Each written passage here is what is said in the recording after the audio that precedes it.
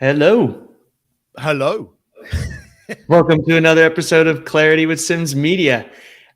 This one's interesting because Elon Musk is a very out there character that everyone has pros and cons for. And in our rating of personal brands, does a very good job of that because he's got people who love him and people who hate him. But he's taken on Twitter, and there have been some conversations and discussions around the features that are changing and the way Twitter's changing, and then predictions of whether it's going to go uphill or downhill. And I think that from our perspective of how we actually see social media as the tool and how it contributes to building your brand, we've got some slightly different perspective. And I think we can pull together both of these sides of what people are talking about on Twitter and kind of just bring a bigger picture perspective as to what you actually need to pay attention to and the hate and whatnot out there that you don't need to pay attention to. I think that's a good point. And sorry to jump in there, but everyone's out there kind of moaning, oh, Twitter this, social this. You've got to focus for a start. Does it matter to you? Okay, it's no good bitching that this is the worst thing that's ever happened if it's not relevant to you. So as Henry just said quite eloquently, and I want to highlight it, it's a tool. That is what social platforms are for influencers, for owner brands, for businesses, small and large. It's a tool. It's a vehicle for you to distribute your message, get clarity in what it is you have to offer, and to find the people that have that problem that you can then sell them the solution. So it's a vehicle. It's a tool. If you're not in business, if you don't need it and you just want to post up pictures of your cat, then any of what we're about to talk to is completely irrelevant. Okay? So we're focusing on it quite simply in how does it move the needle, or is there a problem with that needle? Now, we saw a little while ago when Apple turned around and said, right, we're going to stop you being able to track and pixel the websites. All right. And everyone threw their hands up in the air and was like, oh, no, that's terrible. And I remember a good friend of ours going, well, hang on a minute. Who's controlling that bottleneck now? And of course, it's Apple. Apple's getting all of this knowledge of you going, right, I don't want anyone to be able to pixel me while I'm looking at sneakers. And Apple's going, okay, we'll stop that. But Apple's getting all of that data. Yeah. So don't be an idiot. The bottom line of it is, and we all know this statement, and it's boring and it's old and it's a cliche, but if you're not paying for the product, you are the product. And in the world of social platforms, no one's paying for Facebook, no one's paying for Twitter, no one's paying for any of these things. So every time someone goes, oh, we're going to make it better for you, they're just claiming you. So you've been claimed by Apple. Now we've got Elon's gone in. And let's be blunt, 90% of the planet have no idea what he's doing. Okay. And we sit here and he's firing this person and he's, making you pay for blue check marks. And that's going wrong. So we're getting rid of that. And we're removing review that he had on there. And all of these things are happening. We don't know what's going on. But if it's not relevant to you, stop worrying about it. So now that you've got it reframed that, hey, social networks are a tool, what's happening that affects me, now we can actually move with impact. Please continue. Yeah. And on that note of not knowing what's going on, we don't have to. And really, no one ever will unless you're on the inside actually making the changes to the platform. So take that stress off of your plate of trying to figure out exactly how these platforms work and where they're going. It is this tool for you to gain visibility, to get an audience, and to create that connection with them. So for the sake of Twitter, the benefit that we can look at possibly right now is, yeah, maybe it could go downhill, as some people are saying. But if it's going uphill and if it's going to become a lot more popular and there's going to be the opportunity to reach more people, then you should pay attention to it. And that's all that we're trying to say from a very basic standpoint is this platform could blow up even further than it's at right now. It could have the viral growth like TikTok, or you could get the reach like you've got with YouTube Shorts. So just get on that platform if you're not already on there, and just pay attention. See where things are going so that as a brand, you can capitalize on it and ride that wave if it does start to go up from where it's at right now. So that's the first basic line in the sand is we don't know where platforms truly are going. That's to be decided by the people who run them and build them. But as a brand, play on all of the platforms and then ride the waves of those that just shoot up and give you the reach that you need to build your brand. That's on the note about social platforms being very volatile, moving, completely morphing, and constantly undulating and changing. If they didn't, we'd all be sitting there still with a MySpace and Friendster account. Yeah. So everything changes. Facebook started off as a college pickup site and is now the largest business directory in the planet. Elon sees something in Twitter. Is he right? Is he wrong? Again, how much is it costing you?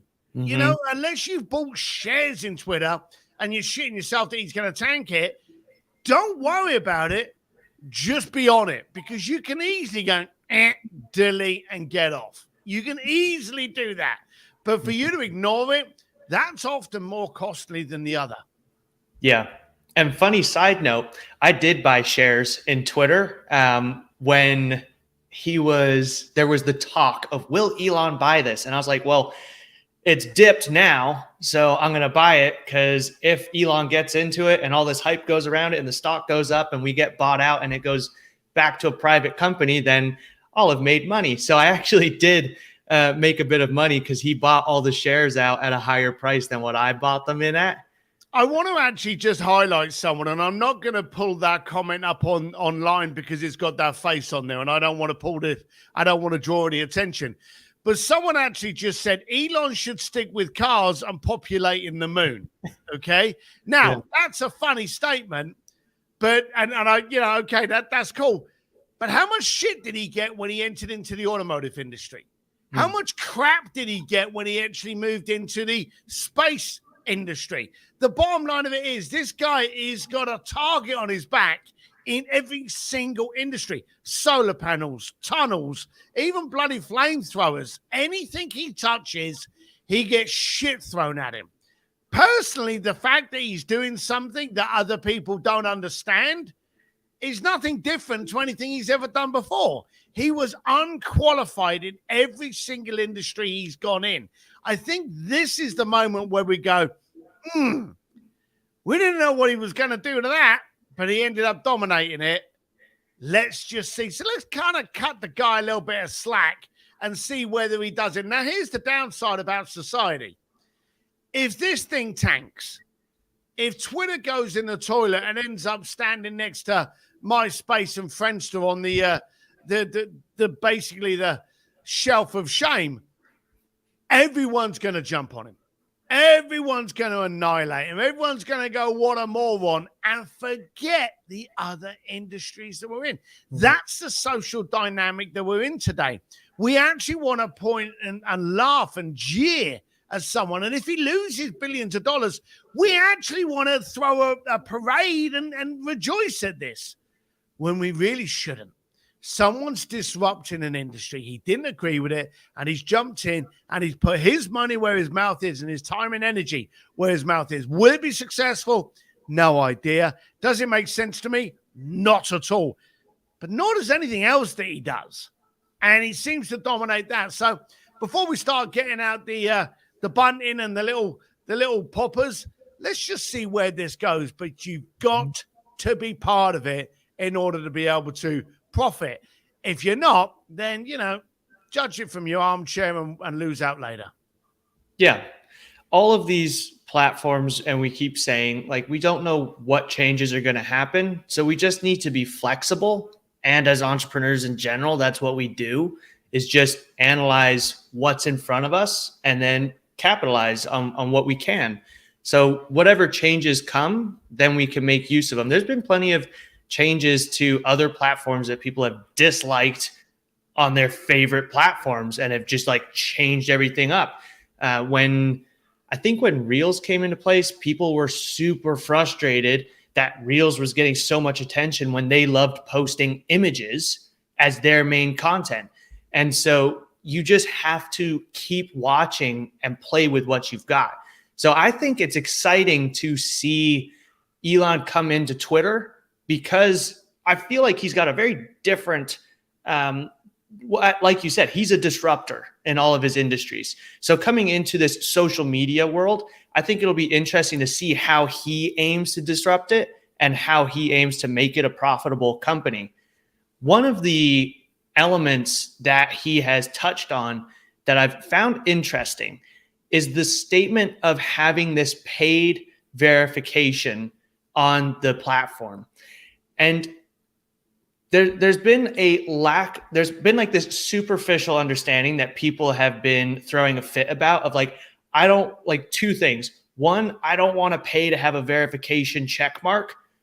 People do that already. They just pay a hell of a lot more on most of the platforms to get it. So it's not terrible. Like, people are still buying check marks on the other platforms. But then also the thought of not wanting to pay to use the platforms. And I actually, like, we already see that on certain platforms. LinkedIn has a paid premium account for using LinkedIn. What comes with it is better tools for you as a business, as a content creator, to make more use of the platform.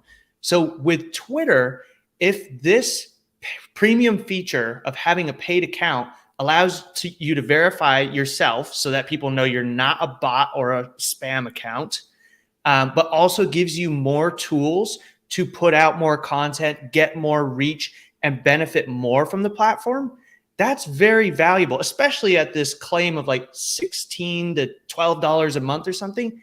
That is really low cost for a channel for you to put out as much content as you possibly want all the time to reach your possible audience. So when you start putting it into perspective of like, would I pay $8 a month to be able to put out tons of content and possibly connect with my ideal clients? It's a very low price to pay. It's a very low price to pay. And also, you've got to think of the habits. One of the things that we constantly go through is understand the temperature of the room. What are the habits being formed in the room? What are the conversations being had in the room? We have seen over the last year TV dying. Mm-hmm. Everyone is moving to the premium subscription channels, and we saw it flood. You went from DirecTV, Uverse, which was the ATT version, all of these that housed all of the TV stations, and then all of a sudden, where you can buy HBO on its own, you can buy Paramount on its own, you can buy Fox on its own, you can buy Hulu on its own. And I remember when that first happened, I was like, oh my God, I don't want all these subscription services. But I have no adverts. I can watch the shit when I like. Now the idea of me actually going through a TV channel, and you always see these when you're in a hotel, never use them because they are aggravating.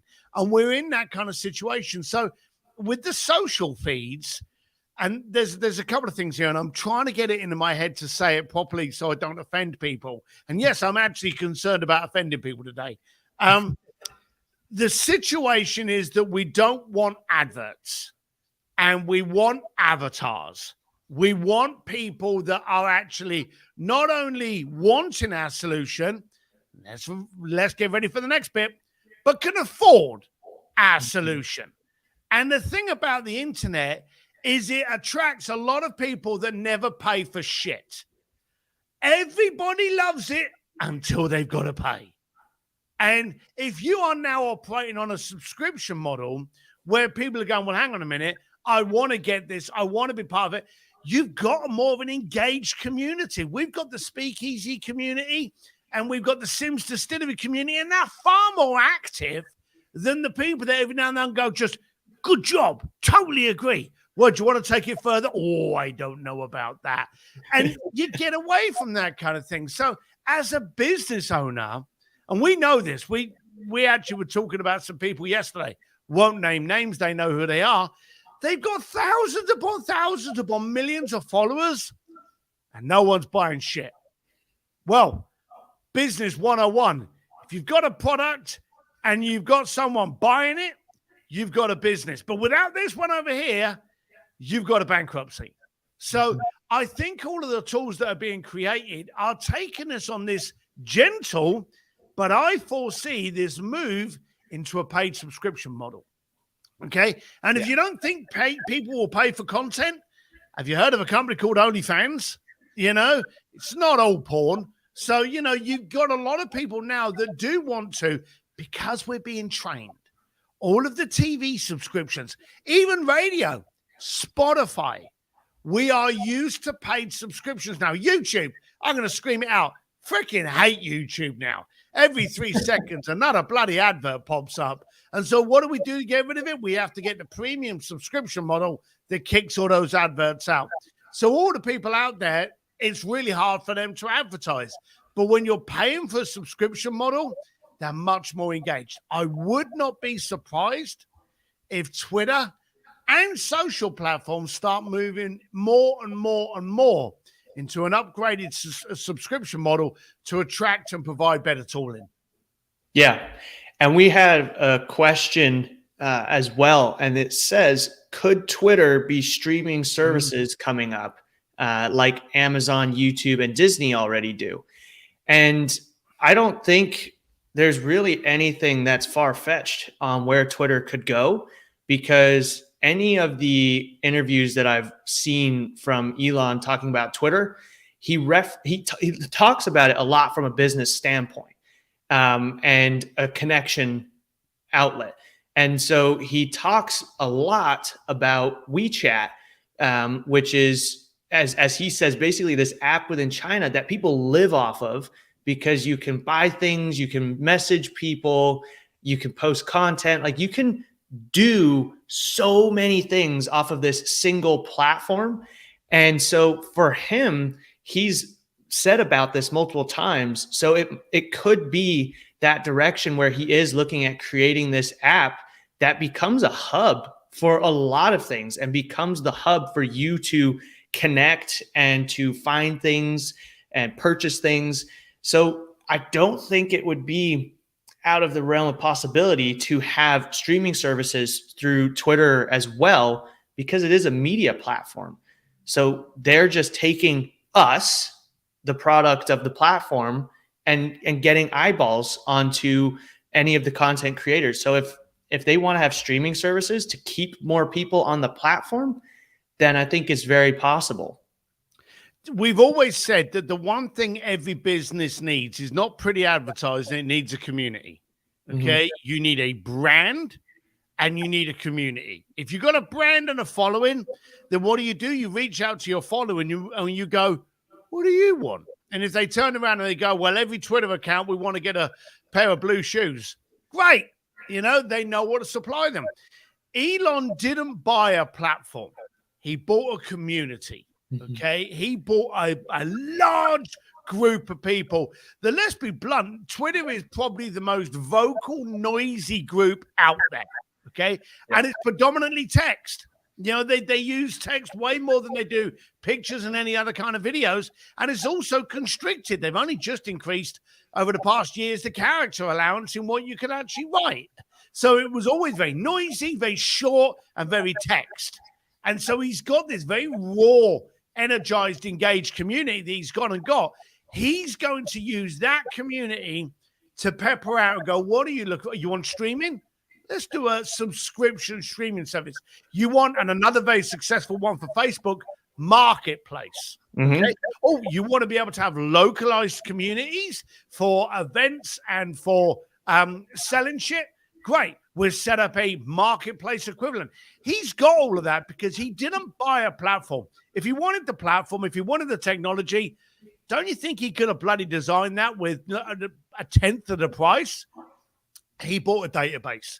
He bought a large community of people. That's what he got. Now what he's doing is he's poking the bear to find out what they want. And Aaron, yeah, quite openly, if they want streaming services, that's what he's going to do. Yeah. And also, I think the last point before we forget about this thought of paying for platforms that I like is if we start turning to paying for these platforms, that's where the platform becomes the product and not us. And so uh, what Elon has talked about a couple times is if we pay, then it can also contribute to the revenue that they've got for monetization opportunities for the creators of those platforms. Because YouTube has a great monetization cycle in which content creators make content, people watch it, and they get paid for that. And so that rewards creators, which keeps eyeballs on the platform, which keeps YouTube alive and advertisers paying them and whatever. They've got that audience sticking to it. So with Twitter, if we start paying for this and then we have more revenue opportunity to reward creators and give them better monetization opportunities, then it's going to solidify the hub and audience on Twitter, which will keep it going and strengthen it even further. So the paid could be good for getting rid of ads, like you've said, or reducing ads, but also rewarding content creators with monetization opportunities, and also possibly giving content creators more tools to make better content or make content easier on a particular platform. So As a it's all as good. as a branding agency, I'm all for the paid subscription model, Yeah. because it allows us more.